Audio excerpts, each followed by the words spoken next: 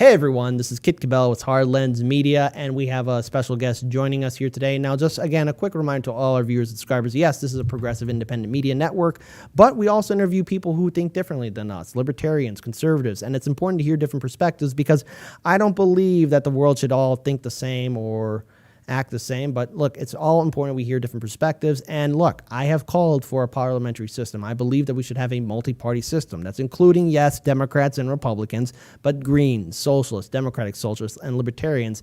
And joining us today on our show, we have a candidate who's actually running for the Libertarian nomination. For our viewers and subscribers, sir, can you please introduce yourself and give us a background to who you are? Thanks for having me on. My name is Arvin Vohra, and I'm running for president to end the welfare state, to end the war on drugs, and to end the income tax. All right. So I think it's important to know there's a lot of controversies kind of surrounding around you in regards to being a libertarian candidate. And I think it's important that we address these issues first and foremost, especially also talking about the power of third parties, because let's really talk about this. So some time ago, you made some controversial statements here and there, even in a satirical article as well. It kind of eventually led up to you almost being ousted out from the libertarian national leadership.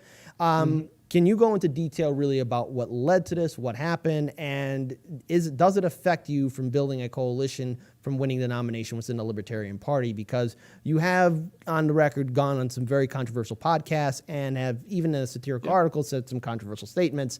And it's enough to maybe for some people to step back and say, I don't think so. And what you're asking, you're asking a fair question. People are going to be mad at me for being on your show as well, because they're going to say that I'm trying to turn the Libertarian Party left or progressive or statist or whatever. And the way that I look at it is this: I'm going to reach out to everybody who's willing to hear the libertarian perspective. What I'm not going to do is I'm not going to lie about the libertarian perspective. I'm not going to water it down. I'm not going to say that it is what it is not. So over the years, I've said a lot of controversial things. They're libertarianly uncontroversial, but in the general scope of things, they are very controversial.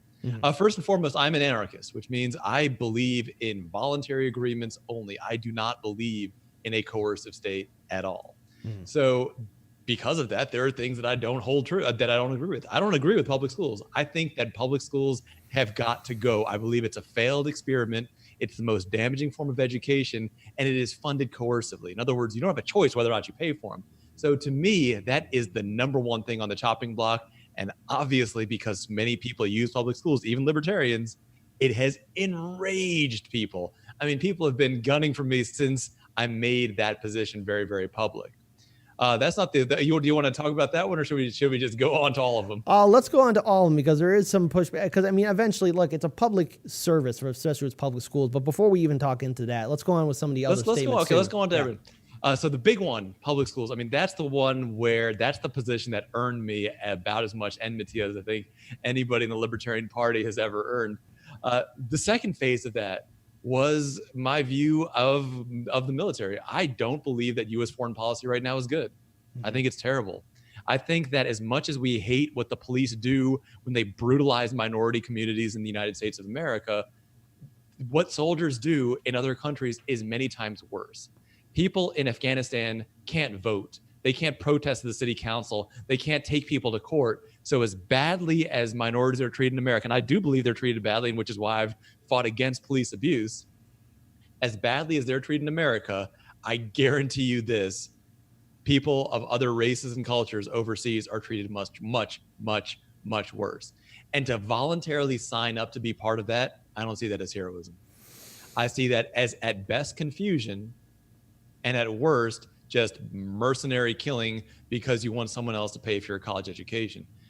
However you look at it, it's not heroic. And I absolutely don't believe that military service, if you want to call that today, is heroic. I think it's barbaric. I think it is morally reprehensible. And I encourage the young men and women who look up to me to refuse to enlist. And some of the proudest moments that I've had in my activism has been that when people have said, I was thinking about enlisting, or my parents were pressuring me to enlist, and I listened to you speak, and I'm not going to enlist because I don't want to be part of something immoral.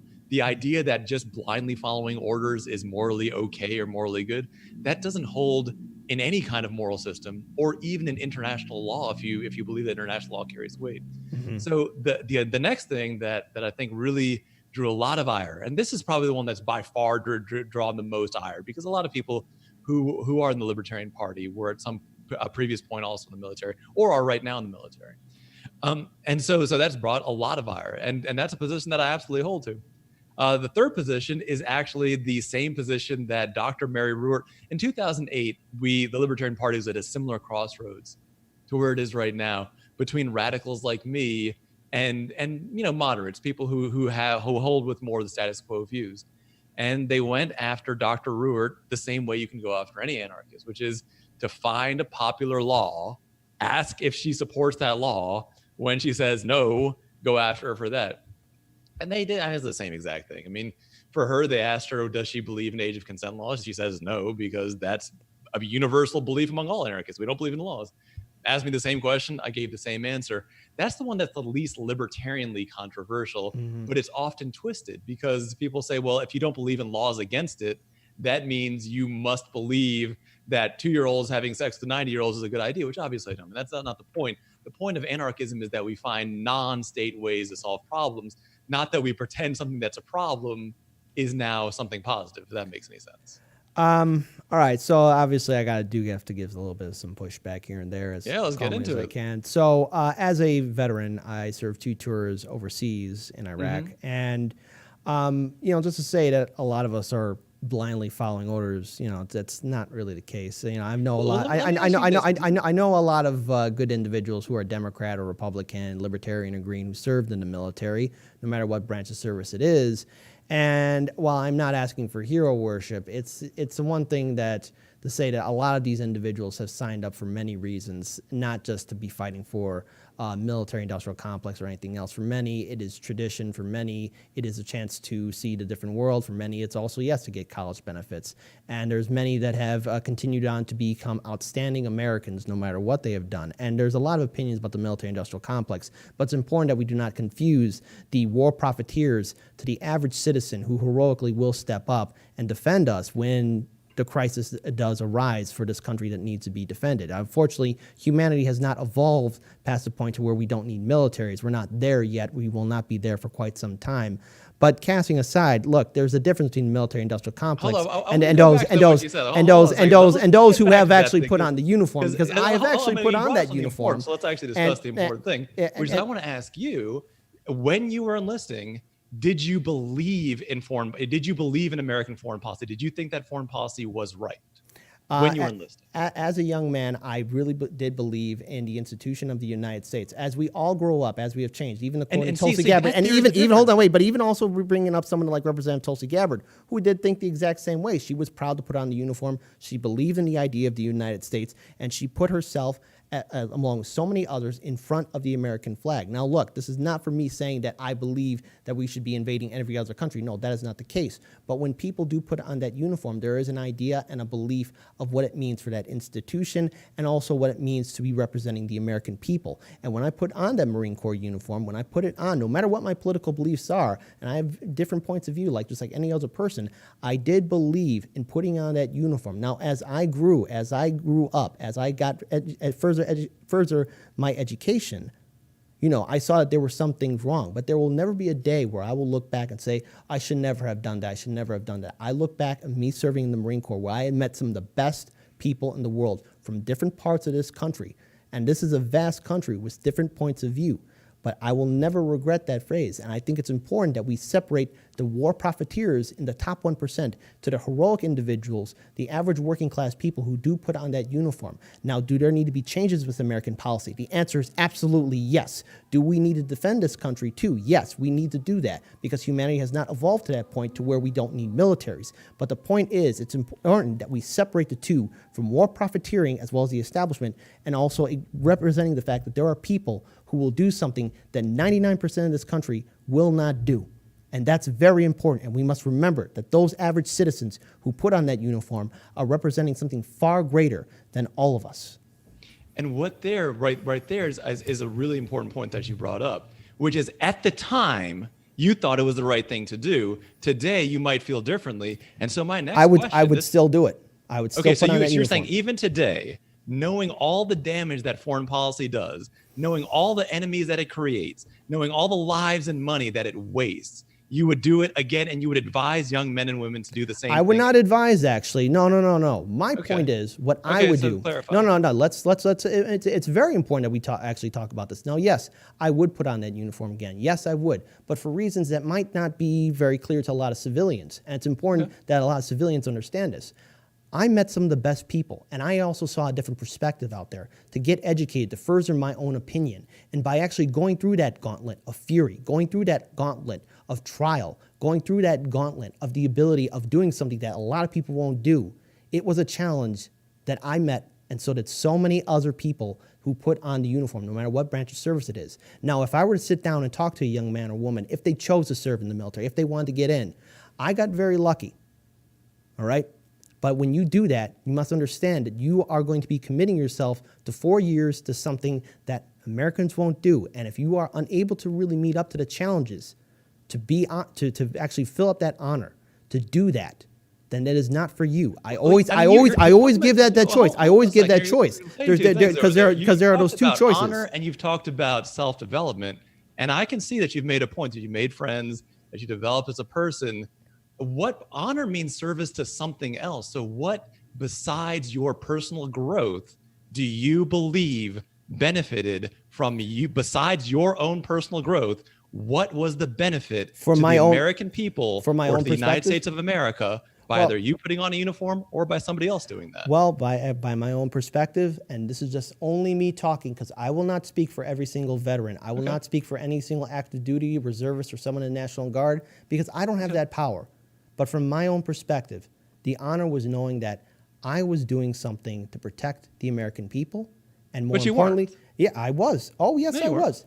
And protect the American people from what? And it's important to note, because we can never ever truly understand the real threats that do impact this country. And yes, a military is needed. Humanity, unfortunately, like I said before, we're not there to the point where we won't need a military. But there are reasons why institutions like this exist, not only here in the United States, but across the world. And there's never going to be any kind of demilitarization anytime soon. Now, as a veteran, do I agree with that? Should we end these wars? Should we end all this military profiteering? The answer is yes. But here's where I put the ball in your court. As a civilian, it's important for civilians to step up and start demanding that from their government. And that kind of leads me into another question too, because this has to deal with you talking about getting rid of the welfare state. And right now, I think it's important that we separate the idea of a welfare state, and we also have the corporate welfare state, where the corporations basically have gone away. Because I think it's important that I actually talked about what it meant to be in the military. But as individuals, we should. That is not a coherent position. So how can it be honorable and right for individuals to go invade Iraq and Afghanistan, but bad for us to collectively do it? I mean, which one is it? Well, first of all, again, when you're talking about the military, you're asking an average citizen who's just enlisted into the service to an adult who enlisted in the service and should be making adult decisions. Yes, and that was their own decision to do so. And I will not shame any veteran who puts on that uniform. Look, I've talked to a lot of people of different perspectives, from Republicans, Libertarians, Greens, and Democrats who served in the military, and each one has their own perspective and point of view. But I think the last one any of them are going to say is that what they did wasn't honorable, or what they did wasn't good, or anything else like that. Everyone has to come down to their own conclusion. But I will not under any circumstances say that what we have done during those 4 years, or how each of us have grown our own way, was nothing but a waste of time. And it's important to also note that these institutions, while they do exist, there's a reason why.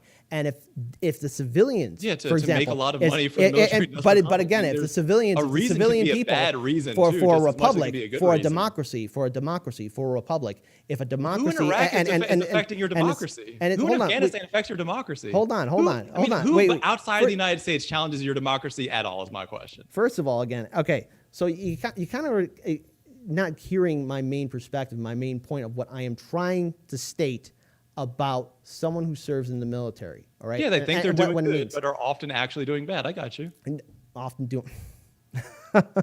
They think they're doing good, but they're actually doing bad. They are making enemies and killing people. They are doing something that should not be done collectively or individually. They think they're doing good. And to their credit, you're right. Almost every veteran I've spoken to fundamentally believed, as you did when you enlisted, that they were signing up to help the country. And the fact that they've been lied to, and civilians, and you're right, civilians have allowed them to be lied to, is a problem. The fact that we've let military recruiters into public schools as early as age 14 or 15, that is a problem. And I'm not saying that there's no problems or that the people who are doing it were ill-intentioned. I don't think they were at all. But the fact that you take people who are heroic, people who are hardworking and diligent and dedicated and willing to fight for America, and then squander that heroism on the worst possible purposes, I don't think that's okay at all. All right. First of all, I think it's important that we actually, first of all, really address something that needs to be spoken about. When it comes down to the civilian populace in this country, because I have actually had that life experience in the military and actually putting on that uniform, it's something that I don't regret. And there's many others who actually think the same way too, but there needs to be fundamental changes. There are many fundamental changes.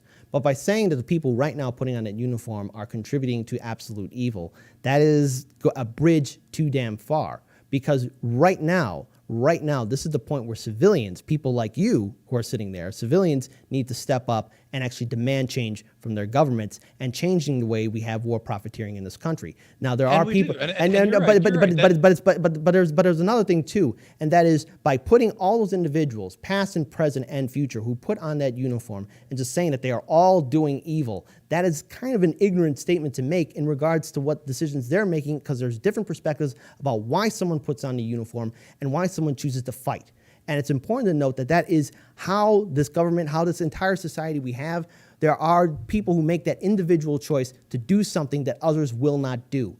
And I, for one, do believe in the fact that murderers make that decision too. They decide to do something others won't do. Doesn't make it all right. All right. You're also indicating that every single person who put on a uniform is also what, a murderer too. That is not the case. No one ever does that. I mean, there are some issues with the military-industrial complex, and there are some other issues within the United States military. With individual adults, but there are an organization that's doing things that is wrong.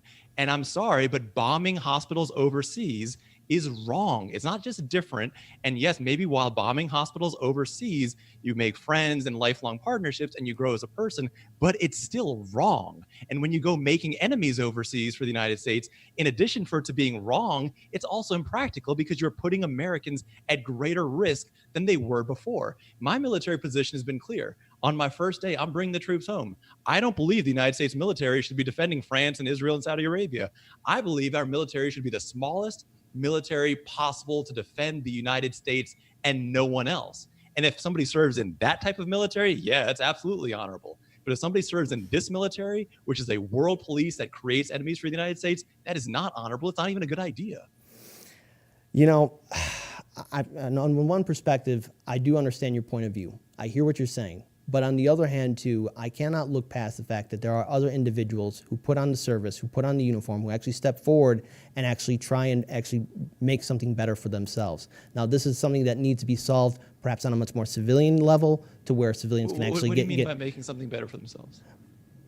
By contributing look, when I served in the military, when I got out, I was given a whole bunch of other opportunities in which I can further my education, to where I can actually expand my career and actually contribute more. And I did have some outstanding benefits that other veterans like myself have used. And that is something that we've all helped contribute in the United States. And doesn't just have to be for the military-industrial complex. I will not cast aside the fact that there are people who served in the military who've gone further and actually learned from their time in service overseas on what it needs to be, on what they can do to make themselves into a better person, but also ensure at the same time too that we are not repeating the same mistakes again and again. And again, the real issue too is civilians need to step up and start demanding more from their governments, so that we don't send people overseas to these endless regime change wars. I think we can agree on that. But in regards to people making adult personal decisions, to where people are making their own adult personal decisions to step up and actually do something, that's on them. But I will not cast them aside. But I think we do need to now move on to another issue,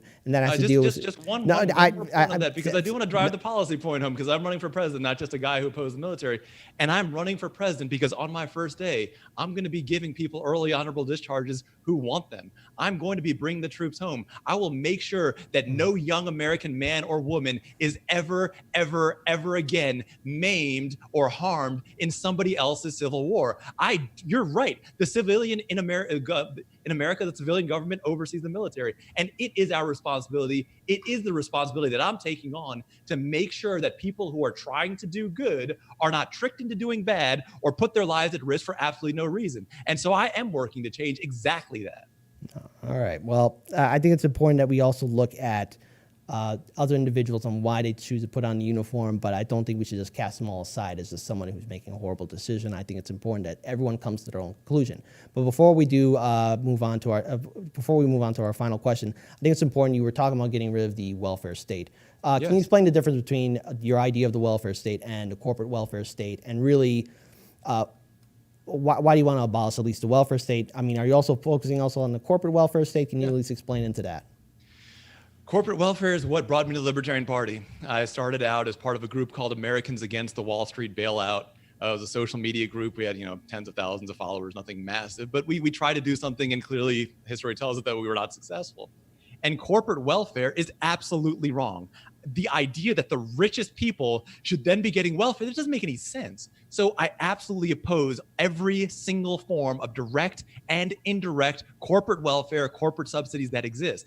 I also believe that welfare for the middle class is wrong. And I believe that government schools are a welfare for the middle class program. It's the largest, most expensive, and most damaging welfare program in the world. And I want to absolutely end it immediately, not replace it with something, get rid of it. And so I do believe in starting from the top. I don't think that the first welfare that needs to go is to the welfare to somebody who has absolutely no other options, no money. The first welfare that needs to go is welfare for the ultra rich, then welfare for the middle class, and that's government schools. All right. Now, looking at all these government schools, you're talking about public schools. I mean, public schools. You can call it whatever. From our whole coverage of at least gentrification here in the city of Chicago, the final death nail for any community, at least from what we've seen, is the final shutdown of a public school. And they're an important service and utility. And right now, with the crisis of COVID-19 and this economic depression that we are in, I mean, there's no social safety net at all. There's no anything for anybody. I mean, right now, the corporations just basically got everything. So what is money and my money? Yeah, what is left for the people then? Yeah, and you're right. Right now, the corporations, they got a lot of your money. They got a lot of my money. They got a lot of money from single struggling moms or single struggling dads or normal families. They stole your money and mine. And if I'm president, that will not happen ever again. I will not allow a cent of taxpayer money to ever go to any business ever, no matter what. All right, so then two-part question then. This will be the final question. Okay. In regards to our viewers, subscribers, if they want to learn more about your campaign, where can they find you online? And then second part is something I asked all third-party candidates. What will you do to actually build and maintain power, build a coalition for the Libertarian Party for future elections? First question, votevohra.com. My last name is spelled V as in Victor, O-H-R-A. And in terms of building a coalition, I fundamentally believe this. Culture produces government. If we want to change our government, we have to change our culture. The reason that I often fight some of these difficult culture wars is because I know that's the only way that we're going to change. If people think that public schools are the greatest things in the world, then no one's going to vote to get rid of them. So they first need to be discredited because they are educationally damaging. If people believe that joining the military and the wars that it serves is fundamentally good, we're going to keep having these wars forever. We need to say no more wars, stop being the world police. Our job is to protect America at the lowest cost possible, not to protect everyone from everyone, and that it doesn't make any sense to be involved in somebody else's civil war. So to me, the way to make this happen is by fighting for that cultural change, by fighting to change American hearts and minds, and letting people know that there is an absolute right and an absolute wrong. And when you do something like that, when you use something like a government school, you damage your own kids, you rob your neighbors to pay for it. It's not an okay or an option. You're doing something wrong, and I'm fighting to bring that view forward. All right. Well, obviously there's a lot of disagreements, but nonetheless, you are running for office, and I think it's important we do hear from different perspectives. So, Arvin, thank you so much for joining Hard Lens Media, and to all our viewers and subscribers, thank you so much for joining us as well. Peace to you guys, and let us all do what we can to build a better future.